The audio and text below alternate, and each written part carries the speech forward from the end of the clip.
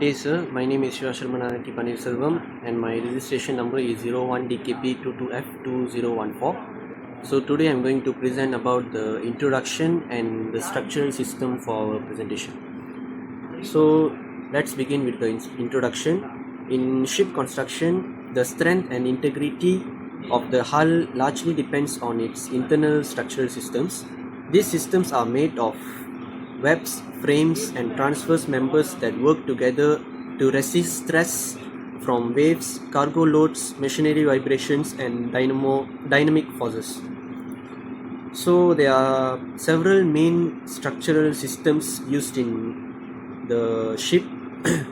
The first one would be transverse framing system. The transverse framing system are closely spaced transverse frames and floors form the main strength members.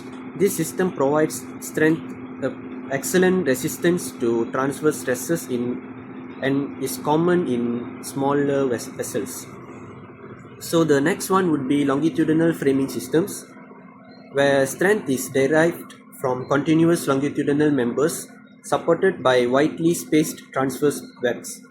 This system is efficient for large, fast ships as it resists longitudinal bending stresses effectively. So the next one would be combined or mixed system, a hybrid arrangement that balances the advantage of both transverse and longitudinal framing. It is widely used in modern shipbuilding to optimize strength, weight and economy. So the next one would be web frames. Web frames are reinforced members supporting large areas such as the decks and the bulkhead, and the frames are the important transverse ribs that give shape and strength to the hull. That's all from me. Thank you. Good day everyone, my name is Sridharendra Singham. My metric number is 01DKP22F2015. So today I am going to explain about the arrangement of frames, webs and transverse members. So moving to the first, which is the frames, positioned transversely from the keel to deck at a regular intervals 500 to 1000 millimeter. So it's also providing the overall hull shape and resistant external pressure to maintain the hull's structure.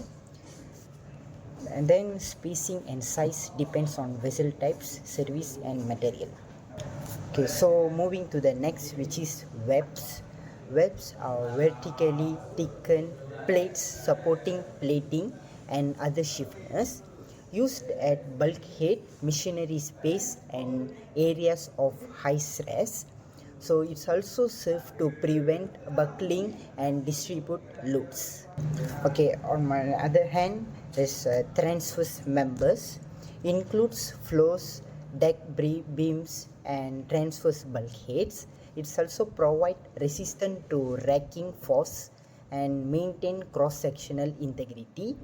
It also ensures stability under uneven loads, especially during ballasting or cargo shift. That's all for me. Thank you, sir. Good day, my name is Abhilash Anandaki Sankaran and today I am going to explain about the structural arrangement and the hydrostatic stability. Okay, first is the structural arrangement and the hydrostatic stability are commonly used in naval architecture, marine engineering and related fields such as offshore engineering and ship design. Okay, now going to explain about the different definition of the structure arrangement. Is the overall layout and configuration of the structural component of a vessel or floating body, including hull structure, superstructure, internal compartment, reinforcement structures and material selection. Okay, today I'm going to talk about the hydrostatic stability. Okay, the key point of this hydrostatic stability is a center of gravity. That is the point where the weight of the vessel acts vertically and downward. After that is the center of buoyancy. It's the point where the buoyant force up thrust acts vertically upward. And after that finally is a meta center. It's a point in a initial stability analyzed above the center of buoyancy. Okay, there is also calculation that calculate the metacentric height. That is gm equals to bm tolak bg. So a positive gm indicates stability. The larger gm, the more stable than the vessel. After that is the riding arm gzag, a moment arm that helps to return the vessel upright to the position. Okay, there is the four type of stability.